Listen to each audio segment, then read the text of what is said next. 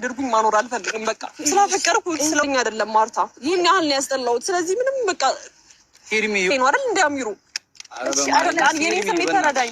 እኔ እስካሁን ራሴን ሸውጄ እዚህ ድረስ እስከዛሬ ድረስ ራሴን ሸውጄ እዚህ ድረስ መጥቻለሁ። ይብቃኝና የራሴን ህይወት ልኖርበት። አሚሩ ያልደወልልሽ እንኳን በምክንያት ነው የምትልበት ምንም ምክንያት የለም። በገብርኤል አይደለም እንደዛ አይደለም። አፍቅሮኝ ነው ነገሮች እንዲሆን የምፈልገው። አሚሩ ስማኛል። አይቶት ስላይሆን ይችላል ወይ ደግሞ እንደ ድንገት ሩታ ተቀብለው ፍላይት ሞድ አድርጋው ወይ ደግሞ አስራው ሊሆን ይችላል። ድኛል እሱ ማለት ምን አይነት ነገር ባሳየው ነው በዚህ ፈለገ እንደሚወደኝ የሆነ ነገር እያሳየ እሱ ደግሞ ይዞርብኛል ብቻ ይስጥልኝ በቃ ለሱ እኔ ይሄን ደብዳቤ ልሰጥልኝ በምንም ተአምር አልችልም። እኔ ይሄ ደብዳቤ በእግዚአብሔር እንደማፈቅረው ለሱ ድረስ ስሜት እንዳለኝና በቃ እስከ መጨረሻው ድረስ ጥሩ እንዲገጥመው የሚነግር ደብዳቤ ነው። ውድ ፋሚሊ አንድ ወንድ ልጅ ከልጅና ከሚስቱ ጋራ ዘና ፈታ ራስ ሲበላ ምሳ ዋና ሲሄድ አንዲት ተኋላ የመጣች ሚስት ሆናለሁ ብላ የምትደረደር ሴት ስታይ የሷ ጓደኛ የሆነ ደግሞ ያጣበስ ብሎ አንድ ላይ ትሆናላችሁ ብሎ ያሰበ ሰው ሲያያቸው እርር ድብን ያለ እንደ አቤላና እንደ ሄርሜላ አይነት በዚች ምድር ላይ ይሁን። እናትና ልጅ አባትና ልጅ ተለያይቶ እኔ ለኔ ይሆናል ብሎ የሚያስብ ሴት እንደ ሄርሜላ አይነት ደንቆሮ ሴት በዚች ምድር አይቻላቅም። ሩታና አብርሽ ራት ተገባብዘዋል፣ ባህር ሄደዋል፣ ምሳ ተገባብዘዋል። ቤቷ በጣም ምርጥ ፕሮግራም ይለቀቅላችኋል ወደፊት ማለት ነው። በጣም ብዙ ነገሮች እየተፈጠረ ነው። ጠብቆ ወደፊት ፋፊ ምን አለ ትላላችሁ? አሰላሙ አለይኩም ወራህመቱላሂ ወበረካቱ። ክርስቲያን ወገኖችም ሰላም ብያለሁ። እንዴት ናችሁ? ደህና ናችሁ? እኔ ጋር ሰላም ነው። ዛሬ የመጣሁት እንግዲህ ሰሞኑን በሚፈጠረው ነገር በጣም ብዙ ሰው አብዷል። ሄርሜላም እንግዲህ ደብዳቤ ጽፋለች ለአብርሽ። ስልክ አያነሳልኝም፣ ስደውልለት አያነሳም፣ አኩርፏል። ለኔ ይገባኛል ወይ በቃ እንደምወደው እንደማፈቅረው ነው የጻፍኩለት አድርስልኝ እያለ ጉሮዋን ትቸረችር ነበረ። እሷ ያናደዳት ከሚስቱ ጋር ዋና እየሄደ ልጁ ጋራ ከሩታ ጋር የሚያሳልፈው ላይፍ ለሷ ረብሿታል። ሚስቱና ልጁ መሆኑን ረስታለች ማለት ነው። ይሄ ምንድነው? ድንቁርናና ደደብነት ነው። አንድ ሴት ልጅ ከባሏ ተከበረ ቤት ሚስቱን አስቀምጧት ተከበረ ቤት መጀመሪያ ያለበት ቦታ ላይ ሩታ ስትቀመጥ መጀመሪያ መንቃት ነበረባት። ሩታ ሀብቴ እኮ በክብር የተቀመጠችው ባሏ ቤት ከሷ የቀረው ነገር ስላለ ነው። ከሷ መራቅ ስለማይፈልግ ነው። ከሷ መራቅ ቢፈልግና እሷን እንትን ቢል ለያይቶ ከፍሎ ባጠገቧ አይደርስም። ሲጀመር ልጁን በሳምንት አንዴ ማየት ይችላል። በ3 ቀን አንዴም አለ ቪዲዮ ሄዶ አይቶ ማለት ይችላል። ልጄን አዝናናለሁ ገና 6 ወር አልሞላው ላይ እያለ የሚያሽቃብጠው ሩታ ቪዲዮ ካንተ ጋር ሰራም ብላ ስላስጨነቀችው ከሷ ጋር መቆራረጥ ስለማይፈልግ በልጁ አሳበበ። ልጁን ይሄው ያሽቃበጠ ከልጁ ጋራ ሚስቱንም ዋና ይዞ አዝናንቶ ራት እየጋበዘ ምናምን ሄርሜላን ስልኳን እንኳን ለራሱ ቼክ ለማድረግ ተጠይፏታል። ሀቂቃ ነው የምላችሁ። ራሷ ባፏን የተናገረችው ስልኬን እንኳን ያነሳም እሱ ሌላ ሙድ ገብቷል ለኔ ይገባኛል ስትል ነበር። እንኳን ይሄ ሌላም ይገባሻል አንቺ እንደ ሴት እንደ ራሴ እንደ እኔ እንደ ፋፊ አንቺ አይንሽን ነበር ማጠፋሽ። እኔ በእውነት ነው አይኗን ነበር ማጠፋት። ለምን ብትሉ አንድ ህፃን ልጅ እንደዚህ ገና ማውራት ያልጀመረ ልጅ እንደዚህ አታሉት ቢያወራስ ምን ሊሆን ነው? አብርሽ ከሷ ጋር ፍቅር ሊሰጣት ከሷ ጋር ሊያሽቀብጥ ከሄርሜላ ጋር ጊዜ ሊያሳልፍ የማይሆን ነገር ለምን እንደው የሰው ልጅ ማታለል ፈለገ? አብርሽ አሁንም ሄርሜላ ትመቸኛለች፣ ሁሉ ነገሯ ይመቸኛል፣ ተመቸኝ ማለት ለትዳር ይሆናልና ፍቅር ውስጥ መግባት አይደለም ብሏታል በግልጽ። ሄርሜላ ብትመቸኝ ነገር አብሮ ለማሽቃበጥ ለማሽላላት ትመቻለች፣ ለትዳር ግን አትሆንም ብሏል። ለትዳር ሰው ልጅ ቶሎ ብሎ እንደዚህ አይነት ውስጥ መግባት አይቻልም። ይሄ ደግሞ ማያስደስታ ከሆነ በዛው ትሄድ ብሏል። በቃ ይመቻት ነው ያለው። በእውነት ነው የምላችሁ ጊዜ እንኳን አልሰጣትም።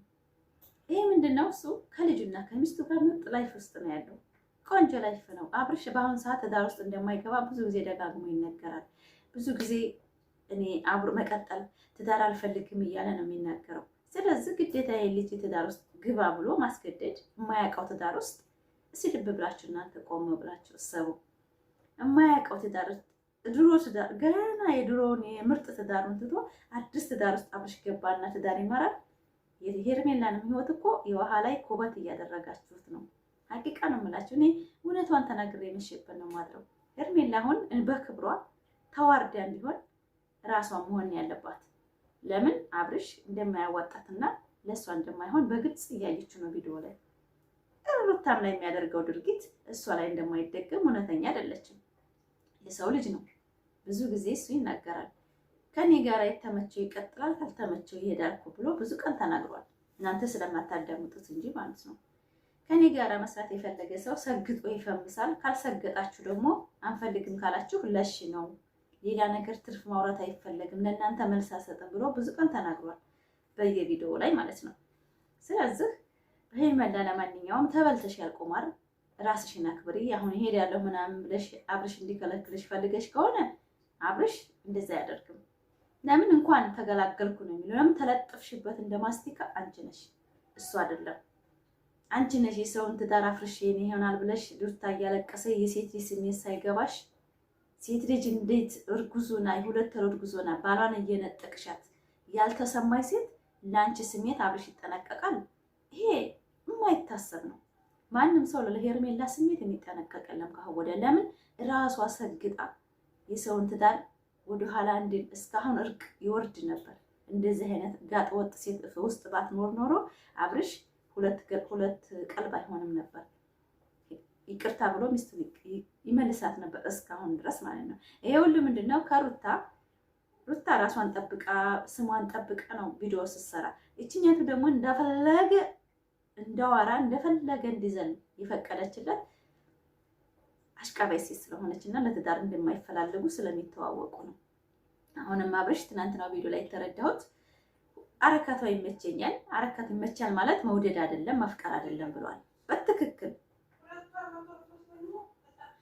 ስለዚህ እንደዚህ የተጠራጠረች ፍቅር ውስጥ ገብታ ትዳር ገብታ ሄርሜላ ከምታለቅስ ጥቆን ብትይዝ ሴት ብትሆን ራሷን ብታከብር በእውነት ነው የምላችሁ። እንደ አይነት ትዳር ምን አይነት ትዳር ነው? ፍቅር ነው ይሄ ሰይጣን ነው።